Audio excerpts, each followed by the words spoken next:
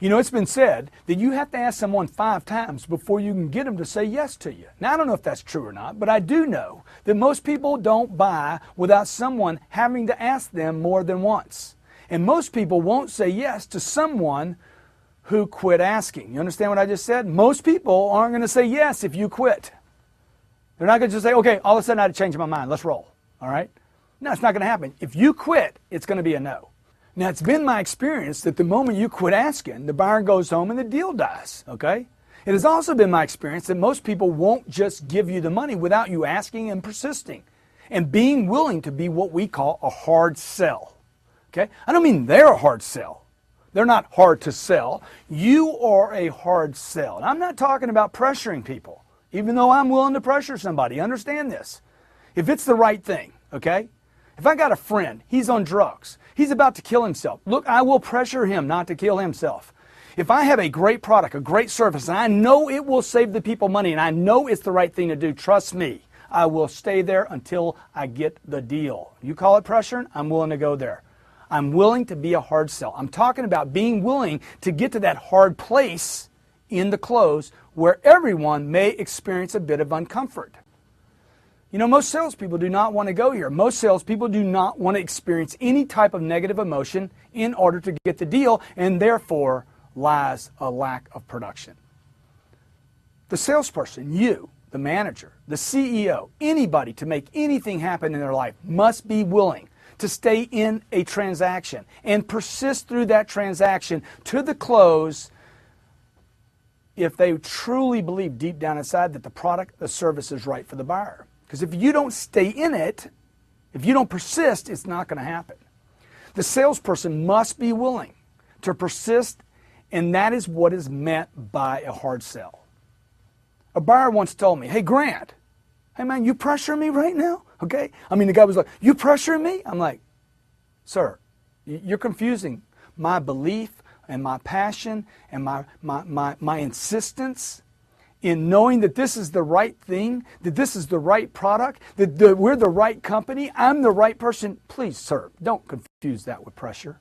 Don't misinterpret my enthusiasm for pressure. Let's do this. You like that? Guy's like, you pressure me? Sir, please, don't confuse my passion and my commitment and my insistence knowing that this is the right thing for you to do. Come on, don't do that to me.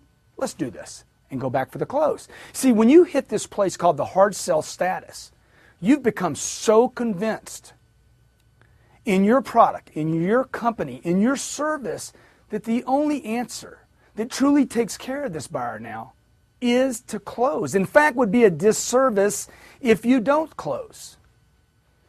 You think I'm too radical, don't you? Okay? But I'm not. I'm telling you, look, you want to make your dreams come true? 6 billion people on this planet have dreams and great ideas. 6 billion people want to work for themselves and get rich. Okay? See, at this place of the hard sell, where you hit this place called the hard sell, you're certain that your service is superior to anyone else, anywhere. And ultimately, the only right choice for this person in front of you is to make a decision to do business with you. That means you will have to insist on this, because that is your belief. To do anything short of that means you're giving up on something you know to be true, which would be unethical.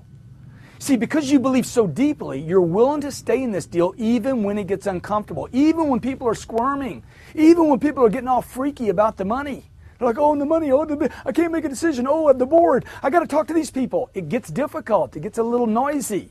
The willingness to stay in there, to persist, even when it gets noisy, is what separates the professional, the consistent closer, the master of the trade, from an amateur.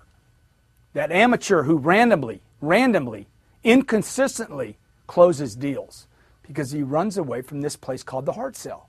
Now, most sales trainers, most books don't really talk about this place. They talk about selling, servicing, and then they talk about the close. You have to understand this thing called the hard sell. It's critical you get an understanding of it, and critical that you learn how to go there. If you don't truly believe in your product, if you don't truly believe in your service, your company, that it will bring people enjoyment, benefits, security, if you don't believe that, okay, if you don't believe what you offer is worth more than what they have in the bank, or going over their budget, or making them uncomfortable, then you're not going to hit this place. If you really believe now, on the other hand, and you learn how to close people, and we're going to be talking a lot about closing, you'll know how to get to this place called the hard sell.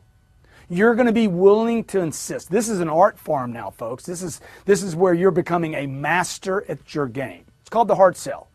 It's you're willing to go to a place where people get uncomfortable and willing to sit in the discomfort because you believe in your product, you believe in your service, you believe in your company. You're not pressuring people. You know this is the right thing to do, and it's called the hard sell.